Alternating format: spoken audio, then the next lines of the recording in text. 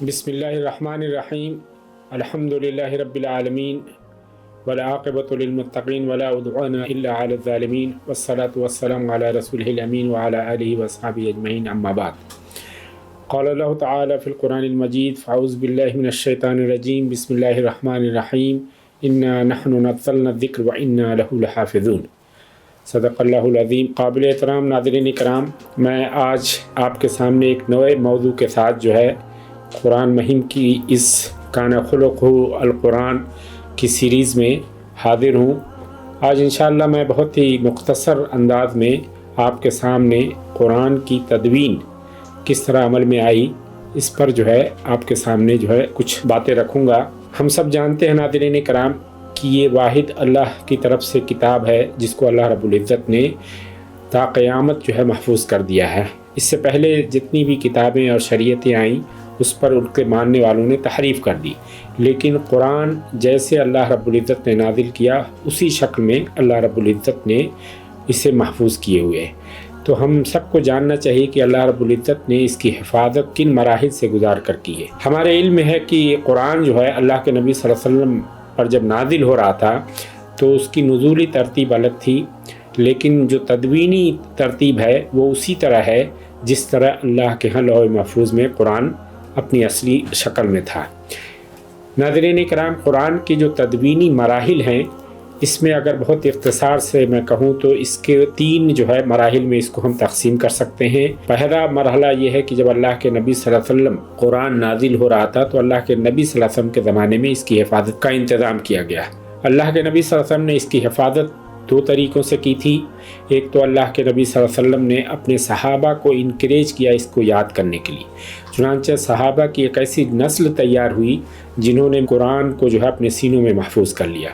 بعض صحابہ کچھ جز قرآن کے حافظ تھے اور ان میں سے بعض اس سے زیادہ، اور اس طرح بعض صحابہ پورے قرآن کے حافظ ہوتے تھے۔ اس طرح اللہ کے نبی صلی اللہ علیہ وسلم نے ایک مسابقے کے طور پر قرآن کی حفاظت کو اپنے صحابہ کرام کے درمیان عام کیا اور ان کو اس پر انکریج کیا۔ چنانچہ ایک فضا ایسی قائم ہوئی کہ مورخین لکھتے ہیں کہ اللہ کے نبی صلی اللہ علیہ وسلم جب راتوں کو مدینہ میں گشت کے لیے نکلتے تھے تو صحابہ کرام کے گھروں سے قرآن کی تلاوت کی ایسے آوازیں آتی تھیں جیسے شہد کی مکھیاں شہد کے چھتے کے اوپر بھنبھناتی ہیں۔ تو اللہ کے نبی صلی اللہ علیہ وسلم یہ منظر دیکھ کر خوش ہوتے تھے کہ اللہ رب العزت نے آج یہ صحابہ کو یہ شغف عطا کیا۔ تو یہ ایک طریقہ تھا۔ دوسرا طریقہ یہ تھا کہ اللہ کے نبی صلی اللہ علیہ وسلم جو اس زمانے میں میسر ذرائع تھے لکھنے کے، اور صحابہ جو لکھنا پڑھنا جانتے تھے، جو قرآن کی تدوین کے موضوع پر دلچسپی رکھتے ہیں، اس کی تفصیل پڑھیں گے تو معلوم ہوگا کہ کتنے صحابہ لکھنا پڑھنا جانتے تھے۔ ایک کثیر تعداد تھی جس میں مورخین نے لکھا ہے کہ 43 صحابہ ایسے تھے جو لکھنا پڑھنا جانتے، تو وہ ان کو اللہ کے نبی صلی اللہ علیہ وسلم نے باقاعدہ اپنا کاتب بنایا تھا جو قرآن کی کتابت کرتے تھے۔ تقریباً 11 سے 12 کتاب وحی ہیں جو تاریخ میں آتے ہیں جو قرآن کو باقاعدہ لکھتے تھے۔ تو اللہ کے نبی صلی اللہ علیہ وسلم قرآن کو لکھاتے تھے اور اس کے دو نسخے بنتے تھے۔ ایک نسخہ اللہ کے نبی صلی اللہ علیہ وسلم کے گھر پر رہتا تھا اور ایک نسخہ جو صحابی لکھتے تھے وہ اپنے گھر پر رکھتے تھے۔ تو یہ پہلا مرحلہ تھا۔ اس کے بعد اللہ کے نبی صلی اللہ علیہ وسلم کا انتقال ہو جاتا ہے اور پھر اب سیدنا ابو بکر رضی اللہ تعالیٰ کے ابتدائی دور جو چند مہینے تھے اس میں اسی طرح قرآن رہا، لیکن اسی درمیان ایک جنگ ہوتی ہے مسلمہ قذاب سے، جنگ یمامہ۔ اس میں تقریباً ایک کثیر تعداد ان صحابہ کی شہید ہو جاتی ہے جو پورے حافظ تھے۔ اس موقع پر اللہ رب العزت نے عمر فاروق رضی اللہ تعالیٰ کے دل میں یہ بات ڈالی کہ اگر اسی طرح جنگوں میں حفاظ شہید ہوتے گئے تو اللہ کے نبی صلی اللہ علیہ وسلم نے جو قرآن کی حفاظت کا ایک انتظام کیا تھا جیسا کہ میں نے عرض کیا، تو اس طرح دھیرے دھیرے کہیں قرآن کا کوئی حصہ ضائع نہ ہو جائے۔ چنانچہ یہ من اللہ تھا جو اللہ کے اس اصول کے تحت تھا جس میں اللہ رب العزت نے کہا کہ انا نحن نزلنا الذکر وانا لہ لحافظون۔ چنانچہ بار بار عمر فاروق رضی اللہ عنہ ابو بکر صدیق رضی اللہ عنہ کو متوجہ کرتے رہے اور ایک وقت آیا کر سیدنا ابو بکر صدیق رضی اللہ عنہ بھی اس سے کنونس ہو گئے اور پھر انہوں نے زید بن ثابت رضی اللہ عنہ کو بلا کر اسے جمع کرنے کی طرف کے اوپر مامور کیا۔ اس کے لیے 3 کمیٹیاں بنائی گئی تھیں جس میں سیدنا ابو بکر صدیق رضی اللہ عنہ اس کے مراقب تھے، اس کے اصل امیر تھے، عمر فاروق رضی اللہ عنہ اس کے معاون تھے اور زید بن ثابت رضی اللہ عنہ اس کی کتابت پر معمور کیے گئے۔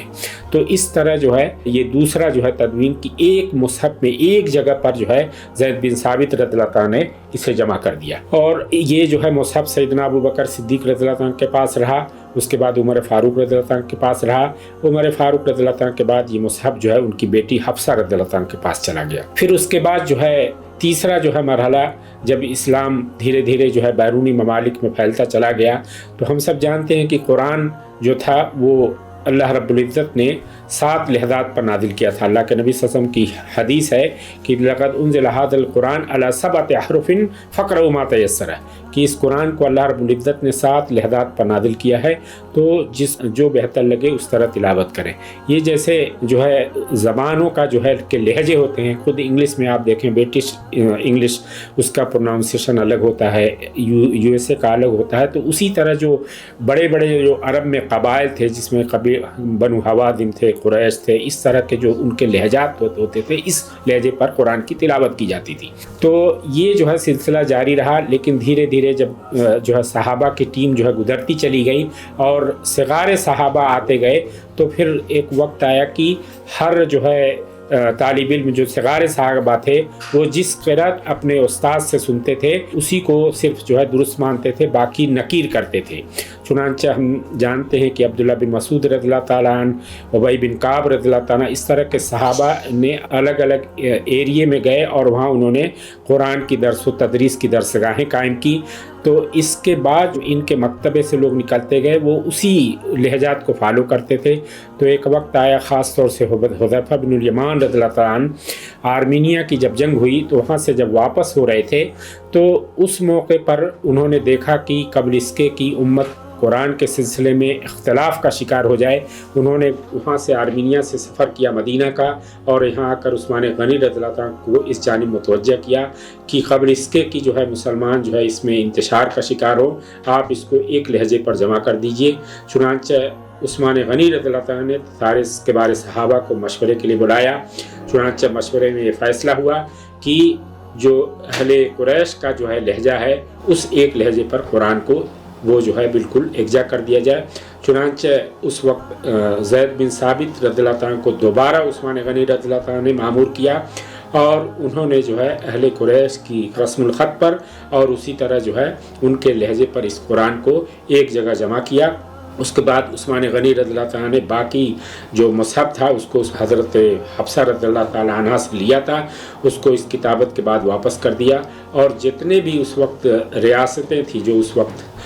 5 ریاستوں میں اسلامی سلطنت جو تھی بڑی بڑی، اس میں جو ہے ایک ایک نسخے بھیجے، اور اس بات کو جو ہے پابند کر دیا گیا کہ ابھی اسی رسم الخط پر اور اسی جو ہے لہجے پر جو ہے قرآن کو جو ہے پڑھا جائے گا اور قرآن کی کتابت ہوگی۔ تو یہ جو ہے تیسرا مرحلہ ہے، اور یہی جو ہے آج تک قائم ہے۔ تو ان 3 مراحل سے گزر کر جو ہے یہ قرآن جو آج موجودہ مصحف ہمارے پاس ہے وہ اس تدوینی شکل میں ہمارے پاس پہنچا ہے۔ اور یہ جو ہے اس کے ناظرین کرام، اس میں اصل چیز جو ہے توجہ دینے کی ہے کہ خاص طور سے جب ہم سیدنا ابو بکر صدیق رضی اللہ تعالیٰ نے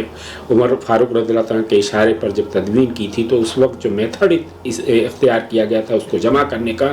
وہ اتنا باریک تھا کہ کہیں سے بھی